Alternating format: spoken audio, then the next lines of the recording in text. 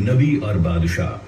وہ نبی اور بادشاہ حضرت داؤد علیہ السلام کے فرزند تھے۔ اس طرح وہ خود نبی تھے اور نبی کے فرزند تھے، نیز خود بادشاہ اور ان کے والد بھی بادشاہ تھے، جنہوں نے تاریخ کی سب سے عظیم الشان مملکت کی بنیاد رکھی اور اسے حق، انصاف اور سلامتی جیسے انسانی اصولوں پر قائم کیا۔ اللہ عز و جل نے جو عجیب چیزیں حضرت سلیمان علیہ السلام کے قابو میں دی تھیں، ان میں سے ایک ہوا بھی تھی۔ حضرت سلیمان علیہ السلام ہوا کو حکم دیتے تو وہ انہیں ان کی خواہش کے مطابق اٹھا لے جاتی۔ اس طرح حضرت سلیمان علیہ السلام ذرا سے وقت میں دور دراز کے ملکوں کا سفر کراتے۔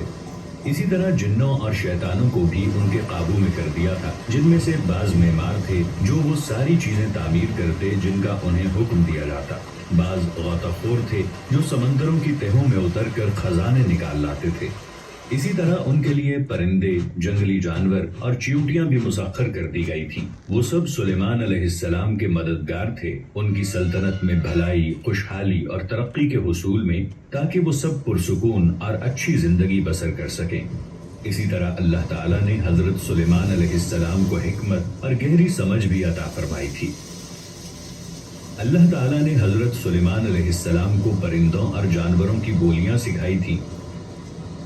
چنانچہ ایک مرتبہ جب حضرت سلیمان علیہ السلام اپنے لشکروں کے ساتھ پابرکاب تھے اور چیونٹیوں کی وادی کے قریب پہنچے تو ایک چیونٹی نے انہیں دور سے دیکھ لیا اور باقی چیونٹیوں کو آواز دے کر خبردار کیا اور انہیں اپنے بلوں میں داخل ہو جانے کا حکم دیا، تاکہ بے خبری میں حضرت سلیمان علیہ السلام اور ان کے لشکر ان چیونٹیوں کو روند نہ دیں۔ حضرت سلیمان علیہ السلام نے جب چیونٹیوں کی بات سنی اور سمجھ لی تو وہ مسکرا اٹھے۔ جس طرح اللہ تعالیٰ نے حضرت سلیمان علیہ السلام کے لیے ہر چیز، خواہ وہ انسان ہوں، جن ہوں، پرندے ہوں یا ہوا ہو، مسخر کر دی تھی، اسی طرح حضرت سلیمان علیہ السلام نے اس پوری بادشاہت کو روئے زمین کی آباد کاری اور انسانوں کی ہدایت کے لیے مسخر کر رکھا تھا۔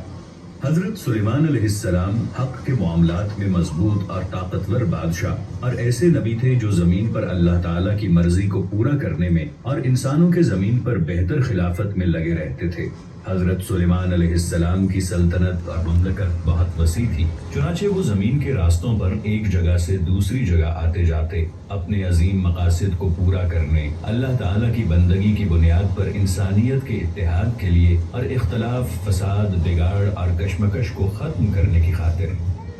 نیز انہوں نے اپنی حکمرانی اور بادشاہت اور حکمت و نبوت کے ذریعے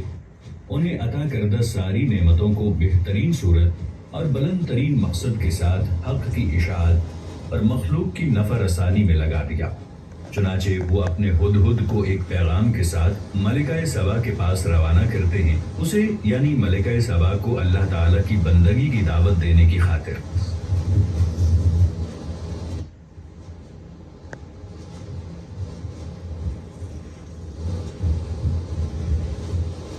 چنانچہ ملکہ سبا بلقیس اس عظیم الشان بادشاہ سے ملاقات کے لیے آتی ہے اور ان کے محل میں داخل ہوتی ہے تو ان کے پاس جو چیز تھی اسے دیکھ کر دنگ رہ جاتی ہے۔ اس کا اپنا عرش جسے وہ مملکت میں چھوڑ آئی تھی، وہ دیکھتی ہے کہ گویا وہی حضرت سلیمان علیہ السلام کے پاس موجود ہے، اور حضرت سلیمان علیہ السلام جب اس سے اللہ تعالیٰ کے بارے میں گفتگو کرتے ہیں اور یہ کہ وہی معبود برحق ہے، تو بلقیس حضرت سلیمان علیہ السلام کے ساتھ اللہ رب العالمین کی اطاعت میں داخل ہو جاتی ہے اور اللہ تعالیٰ کا بے پایاں شکر ادا فرمایا ان نعمتوں پر جن کے بارے میں حضرت سلیمان علیہ السلام جانتے تھے کہ انہیں انسانیت کی خدمت، روئے زمین کی آباد کاری، امن و سلامتی کے حصول اور اللہ رب العزت کی فرما برداری کی خاطر کیسے استعمال کیا جانا چاہیے۔